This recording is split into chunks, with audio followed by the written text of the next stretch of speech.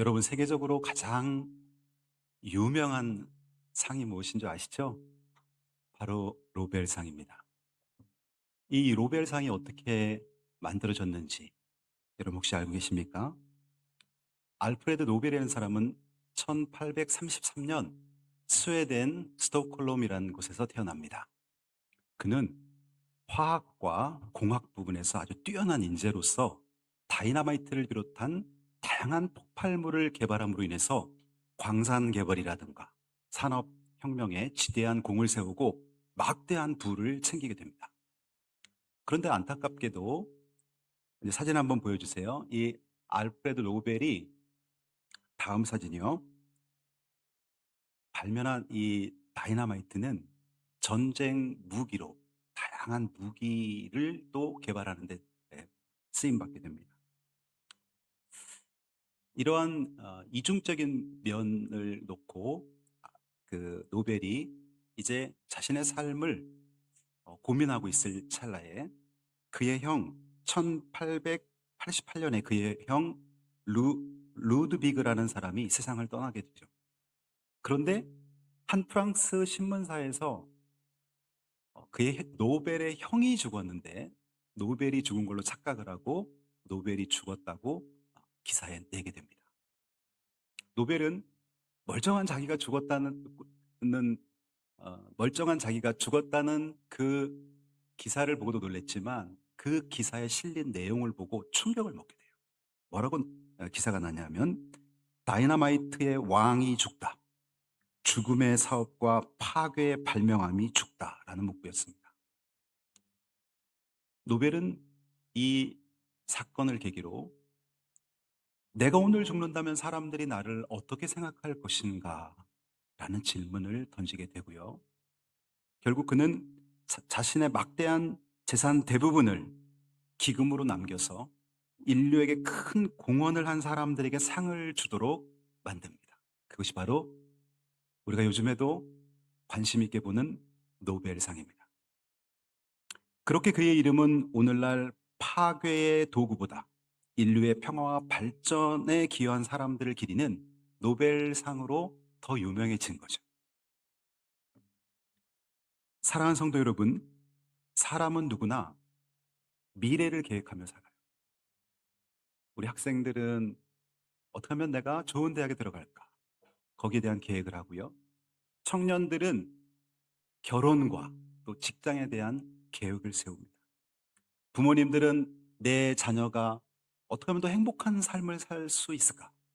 내 자녀가 이 땅에서 유익한 존재로 살 수 있을까를 놓고 고민하게 되죠. 우리는 마음속에 저마다 한 장의 미래 계획서를 갖고 있습니다. 자, 여기서 중요한 포인트가 있습니다. 그 계획 속에 하나님이 계신가?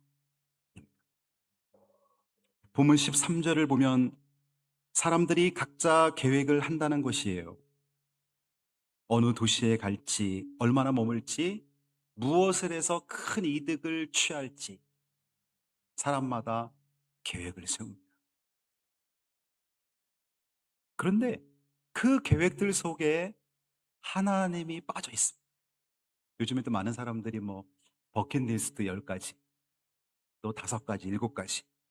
근데 그 버킷리스트를 보면은 자신의 어떤 세속적인 욕망을 충족하는 것들이 많지. 나는 유럽에 있는 모든 나라들을 여행할 거야.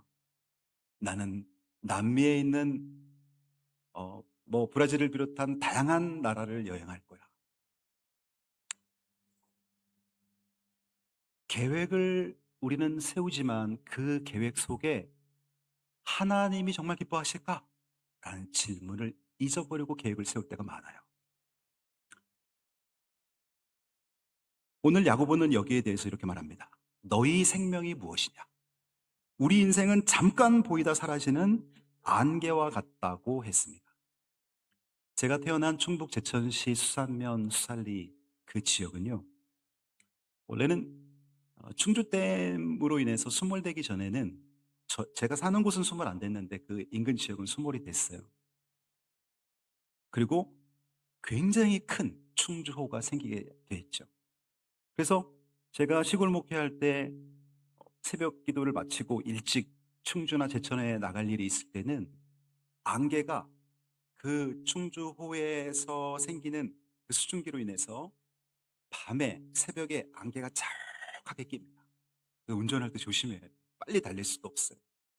그런데 아침 햇살이 쫙 비치게 되면 언제 안개가 꼈냐는 생각처럼 말끔하게 사라지고 아주 공기가 좋고 맑습니다.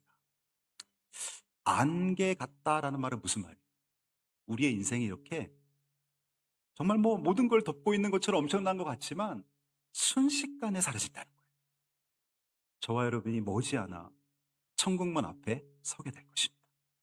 그날은 결코 그리 길지 않아요. 머지않아. 우리는 아침 안개 같은 존재라는 걸 늘 기억하고 있어야 됩니다. 그래서 우리는 우리 남은 인생을 계획할 때 그 계획서에 제일 먼저 이 질문이 들어가야 됩니다. 하나님이 이 일을 기뻐하시는가? 오늘 여러분에게 제가 숙제 하나를 내드리면 여러분 설교를 듣고 오늘 집에 돌아가셔서 여러분 각자의 나의 미래 계획서를 한번 써보세요. 뭐 5가지만 쓰셔도 되고 10가지 쓰셔도 되고 나의 미래 계획서. 형식이나 이런 거 없어요. 그냥 여러분이 쓰시고 싶은 거 쓰시면 돼요. 그런데 그 미래 계획서를 작성할 때 질문을 하면서 써보세요. 이 일을 하나님이 기뻐하시는가? 그럼 여러분이 지금까지 생각했던 여러분의 노후 대책, 여러분의 미래 완전하게 달랐습니다. 이 일을 하나님이 기뻐하시는가? 근데 대부분 지금까지 우리가 생각했던 것들이 하나님과는 전혀 상관없는, 하나님께 기쁨이 되는 것과는 아주 상관이 없는 그런 계획들이 너무나 많다는 거예요. 어찌 보면 신앙생활에 지극히 방해가 되는 계획들도 많아요. 오늘 본문이 우리에게 주는 첫 번째 메시지는 내일은 하나님께 속해 있다는 거예요. 오늘, 내일 할 때 그 내일은 내 것이 아니라 하나님께 속해 있다는 것입니다. 오늘 건강하다고 내일 반드시 건강한 건 아닙니다. 어떤 사람은 어제까지만 해도 굉장히 건강했는데 아침에 일어나 보니까 혈관 하나가 이상이 생겨서 신체 한 부분이 움직이질 않는 거예요. 어떤 사람 아침에 일어났는데 멀쩡하던 목 디스크가 이제 생겨서 목을 잘 못 기어놓는 거예요. 이런 경우 너무 많잖아요. 뭐 아주 작은 예로 우리가 지금까지 살면서 담 한 번씩 걸려보잖아요. 그러면 잘 움직이지는 못하죠. 또 오늘 사랑하는 사람과 함께 있다고 반드시 내일도 그 사람과 내가 함께 있다는 보장이 없어요. 제가 아는 어떤 자매님은 결혼식 당일날 신랑이 오지 않는 거예요. 30분이 지나고 1시간이 지나고 결혼식을 하지 못하고 다음 팀이 결혼식을 하는 거예요. 신랑이 결혼식장에 오는 도중에 교통사고로 사망을 했어요. 이런 기막힌 일도 있습니다. 누가복음 12장에 소개된 어리석은 부자는 풍성한 수확을 거두고 그 거둔 수확을 여러 곳에 창고를 짓고 꽉꽉 농작물을 채워놓고 나는 이제 몇 년간 농사 안 져도 돼. 나는 편안하게 먹고 마시고 쉴 거야. 이렇게 생각을 하고 있었어요. 근데 하나님께서 그 농부에게 이런 말씀을 하십니다. 오늘 밤 내가 너의 영혼을 거두어 간다면 그동안 너가 준비한 것이 누구의 것이 되겠느냐? 그동안 너가 준비한 것이 누구의 것이 되겠느냐? 그는 미래를 준비했지만 하나님을 만날 기회를 준비하지 못했습니다. 내일을 염려하느라 오늘을 잃어버리지 마세요. 오늘 감사하십시오. 오늘 사랑하십시오. 오늘 충성하십시오. 하나님께서 주신 오늘을 가장 귀하게 살아가는 자가 지혜로운 자이고 행복한 자인 줄 믿습니다. 여러분, 룻이라는 여인을 소개해요. 이 룻은 원래 이스라엘 백성이 아니었어요. 룻은 모압 여인이었어요. 그는 자기 시어머니와 함께 이스라엘의 극심한 가난이 맞아 모압 땅으로 가서 그곳에서 살게 됩니다. 그리고 다시 이스라엘이 회복됐다는 소식을 듣고 이 여인은 남편을 잃고 시어머니와 둘이 살고 있었습니다. 모압에서 새로운 남자를 만날 수도 있지만 이 여인은 어머니의 그 신앙에 감동을 받아서 시어머니 나오미를 모시고 베들레헴으로 돌아옵니다. 그리고 뭐 땅이 있습니까? 농기구가 있습니까? 아침에 일찍 동이 막 틀 때쯤 룻은 추수하는 곳으로 나아가서 추수하다가 조금씩 조금씩 흘린 그 이삭 줍기를 하는 거예요. 이삭을 잔뜩 주어서 어머니에게 밥을 해드립니다. 이것을 본 보아스는 부와 또 좋은 인품을 갖고 있는 사람이었어요. 이 룻을 자기 부인으로 삼고 룻은 보아스와의 사이에서 이제 자녀를 낳고 그 후손에 다윗 왕이 태어납니다. 다윗 왕의 증조모가 되는 그런 놀라운 복을 받게 되죠. 룻은 마태복음에 보면 예수 그리스도의 족보에 그 이름이 올라갑니다. 이것은 무엇을 말해주는 것입니까? 오늘 해야 할 선을 충실하게 감당할 때 하나님께서 우리 앞길에 주시는 복을 말하는 것이죠. 두 번째로, 모든 계획에 하나님의 뜻을 구하십시오. 15절을 봅니다. 주의 뜻이면 우리가 살기도 하고 이것이나 저것을 하리라. 이렇게 살아야 된다는 거예요. 우리가 뭔가를 계획할 때 항상 주님의 뜻이라면 내가 이거 할 거야. 하나님이 원하신다면 내가 교회에서 이거 봉사할 거야. 하나님이 원하시면 내 물질을 주님의 전에 하나님의 나라 확장에 드릴 거야. 내 재능을 드리고 내 시간을 드릴 거야. 주의 뜻이면 우리가 살기도 하고 이것이나 저것을 하리라. 사도 바울은 어느 날 아시아에서 복음을 전하려고 계획 세우고 갑니다. 그런데 성령께서 갑자기 마게도냐로 가라는 거예요. 마게도냐. 바울은 자기 모든 계획을 올 수도 내려놓고 마게도냐로 갑니다. 마게도냐로 가서 복음을 전해서 새로운 지역에 복음이 확장되는 놀라운 결실을 보게 됩니다. 바울의 계획보다 하나님의 계획이 더 크고 더 높았던 것이죠. 우리는 창세기 37장부터 창세기 50장에서 전개되는 요셉의 이야기를 잘 알고 있어요. 요셉은 창세기 37장에 보니까 어느 날 아주 선명한 꿈을 꾸게 됩니다. 형들의 곡식단이 자기의 곡식단에게 절을 하는 꿈이죠. 형제지간에 형들이 동생에게 절한다는 것은 이 동생이 나중에 엄청난 리더십을 발휘하는 높은 위치에 오른다는 사인이죠. 해와 달과 11별이 아버지, 어머니 그리고 형들이 자기에게 또 절하는 꿈을 꿉니다. 요셉은 하나님 앞에 엄청난 기대를 갖고 있었어요. 그런데 아버지의 심부름 따라 형들이 일하는 곳에 형들이 잘 있는지 둘러보기 위해서 갔다가 형들이 갑자기 돌변하는 거죠. 아버지의 사랑을 다 요셉이 독차지한 것에 시기심을 느껴서 이 요셉을 죽일 생각을 합니다. 그러나 하나님이 그 생명을 보호하사 결국은 웅덩이에 가두어 두었다가 이스마엘 상인들이 지나갈 때 이 요셉을 형들이 팔아버려요. 자, 이때까지만 해도 요셉의 인생은 자기의 그 푸른 꿈과 하나님의 계획이 다 어긋나는 것처럼 생각이 드는 거예요. 근데 하나님은 요셉의 그 꿈을 정말 이해할 수 없는 방법으로 실현시키고 계셨어요.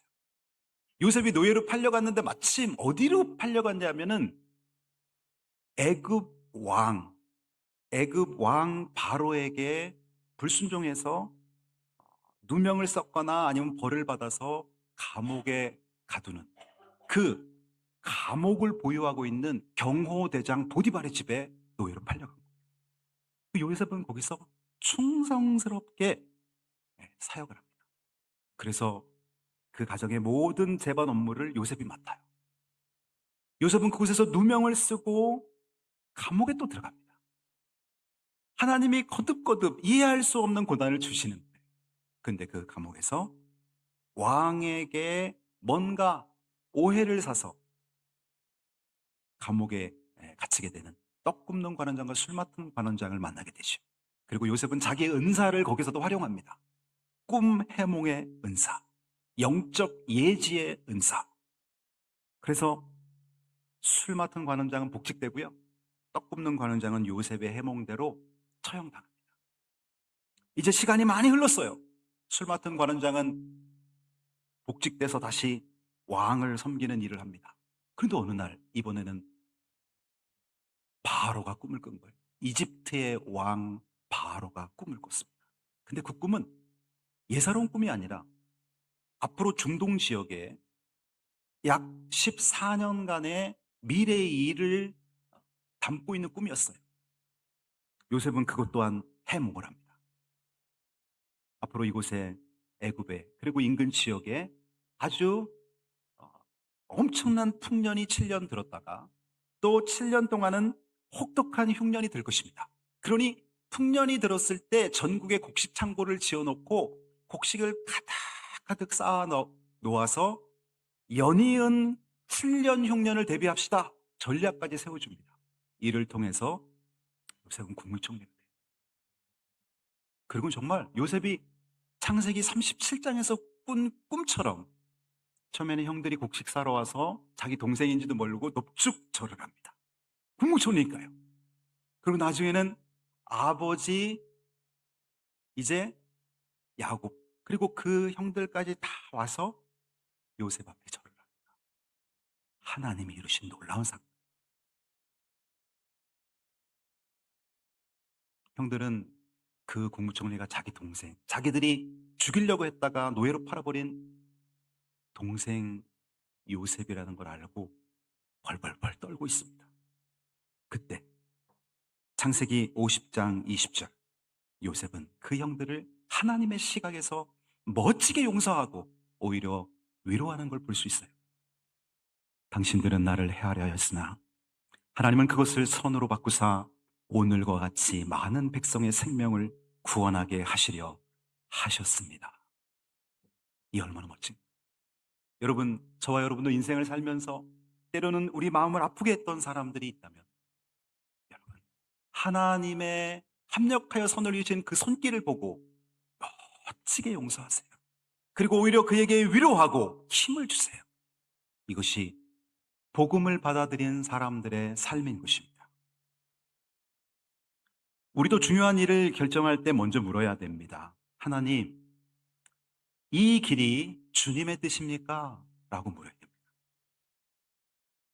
내 계획을 하나님께 이루어 달라고 요구하는 것이 믿음이 아니라 하나님의 계획에 나를 맡기는 것이 믿음인 것이죠. 며칠 전 설교를 준비하면서 어떤 목사님의 설교 한 편을 들었어요. 바나바 훈련원 원장이신 이강천 목사님. 이분은 이제 연세가 되게 많으신데요. 한 25년 전에 제가 시골 목회할 때 이분은 옥천 바나바 훈련원이라는 곳을 만들어 놓고 목회자들 영성교육, 사모님들 영성교육을 굉장히 오랫동안 진행해 오신 분이에요. 말씀을 아주 깊이 있게 잘 전하시는 분이에요. 근데 이분이 어느 날 의사가 칼럼을 올리는 것을 자기가 읽게 됐다는 거예요. 그런데 그 내용이 뭐냐면 어떤 의사가 환자가 자기에게 진료받으러 왔는데 머리부터 발끝까지 자기 아픈 증세를 계속 한 10분 동안 얘기를 하더래요. 머리에 계속 두통이 있고 목이 아프고 어깨가 아프고, 의사는 말할 틈을 주지 않고 계속 한 10분 동안 자기 아픈 부분만 계속 얘기를 하더래요. 그래서 이 의사가 듣다 처방책을 딱 내리려고 그랬더니 이 환자가 뭐라 그러냐면, 선생님, 제가 얘기하는 도중에 두통이 다 사라져 버렸어요. 다음에 또 오겠습니다 하고 얼른 나가버리더라는 거예요. 자기가 그 황당한 일을 경험하고 나서 맨 끝에다가 이렇게 글을 달아놨더랍니다. 마치 개신교 성도들이 하나님께 기도하는 것처럼 말입니다. 개신교 성도들이, 이분도 아마 크리스찬 같아요. 개신교 성도들이 하나님 앞에 와서, 하나님, 제 아들에게 지혜를 주세요. 하나님, 우리 아버지 건강 주세요. 주세요, 주세요. 하나님, 이렇게 해주세요, 해주세요. 한 다음에 하나님의 응답과 하나님의 사인과 하나님의 음성은 전혀 듣지 않고 그냥 교회 문을 열고 나가는 것처럼 이 환자가 그렇게 했다는 거죠. 그래서 우리는 아뢰는 기도에 너무 익숙해 있어요. 듣는 기도, 묻는 기도. 묻는 기도, 듣는 기도에도 여러분 훈련하셔야 돼요. 듣는 기도, 묻는 기도는 뭐냐면은, 아뢰는 기도는 내 필요를 하나님께 막 아뢰는 기도고요. 묻는 기도는 이거예요. 하나님, 하나님의 뜻이 무엇입니까? 제가 무엇을 하면 하나님 기뻐하시겠습니까? 라고 묻는 거예요. 제 아들이 어떤 진로를 가면 하나님 기뻐하시겠습니까? 늘 묻는 거예요.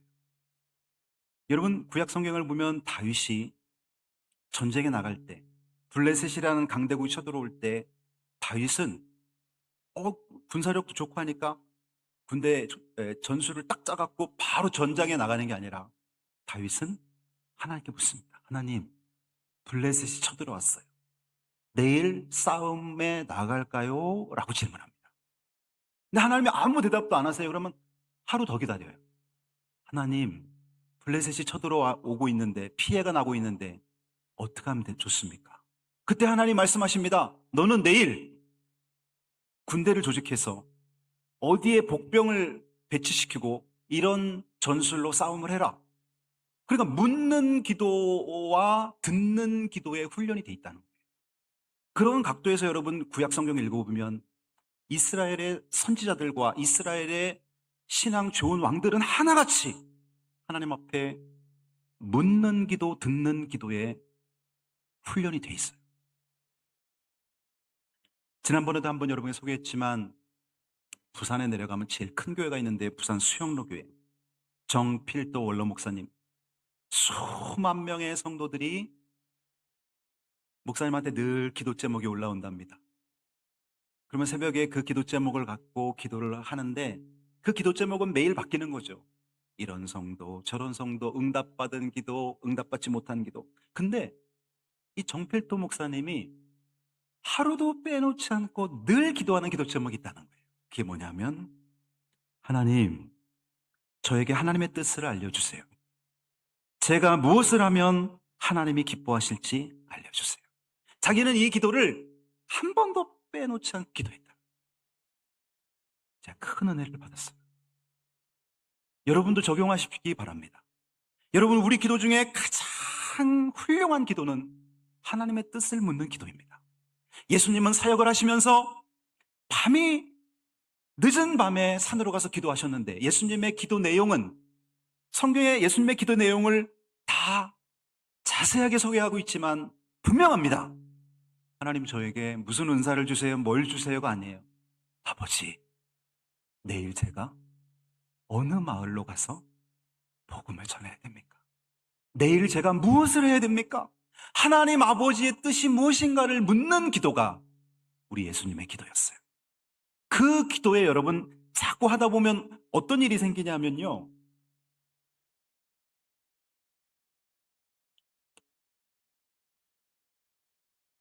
묻는 기도를 하잖아요. 그러면 하나님의 음성이 귀로다가 바로 들려오는 게 아니에요. 하나님의 음성은 생각을 통해 들려옵니다. 내가 하나님 앞에 하나님이 기뻐하시는 뜻을 알려주세요 하고 기도했는데 그 다음날 선교사님이 오신다 그래서 선교사님하고 식사를 하는데 선교사님하고 편하게 대화를 나누는데 하나님의 뜻이 내 마음을 찌르는 거예요. 전혀 예측하지 못했던, 선교사님은 평범하게 자기의 사역을 얘기하고 있는데 하나님은 감동으로 내 마음을 찌르면서 아, 이거구나 깨닫게 해주시죠. 하나님의 뜻을 저에게 알려주세요 하고 기도했는데 그 다음날 한 10년도 더 오랜만에 만나지 못했던 친구에게 전화가 왔어요. 고향 친구랑 통화를 하는데 이 친구랑 대화하는 중에 하나님의 말씀하시는 거예요.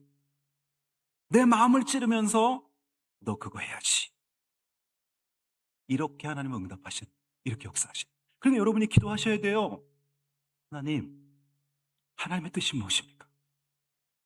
하나님, 제가 무엇을 하면 하나님 기뻐하십니까? 묻는 기도, 듣는 기도. 음성이 들려올 때는 바로 순종.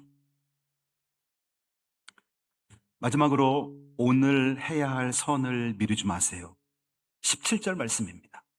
사람이 선을 행할 줄 알고도 행하지 아니하면 죄니라.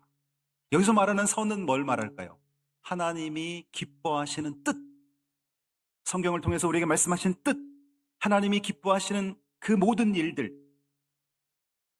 복음을 전하는 것도 선을 행하는 것이고요, 가난하고 고통받는 자들에게 위로하고 그들에게 함께하는 것도 선을 행하는 것입니다. 선을 행할 줄 알고도 행하지 않으면 뭐예요? 죄라는 거예요. 죄. 많은 사람들이 나중에 나도 교회를 위해 봉사해야지, 다음에 힘이 나면 전도해야지, 내가 지금 미워하는 사람이 있는데 언젠가는 내가 용서할 거야. 그러나 여러분, 우리에게 언젠가는 기회가 없을 수도 있어요. 지금 하나, 지금 봉사하고요, 지금 전도하고요, 지금 용서해야 돼요. 오드리 헵번이라는 여성이 있어요. 여러분도 배우들 잘 몰라도 이 여인은 많은 분들이 알 겁니다. 오드리 헵번. 세계적으로 사랑받는 영화 배우입니다. 대표작을 보면 로마의 휴일, 티파니에서 아침을, 사브리나 이런 것들로 해서 한 30편의 영화를 찍게 됐는데요. 아름다운 외모와 뛰어난 연기로 큰 성공과 명성을 얻은 여인, 오드리 헵번. 그런데 그 여인의 후반전은, 인생의 후반전은 우리에게 감동을 줍니다.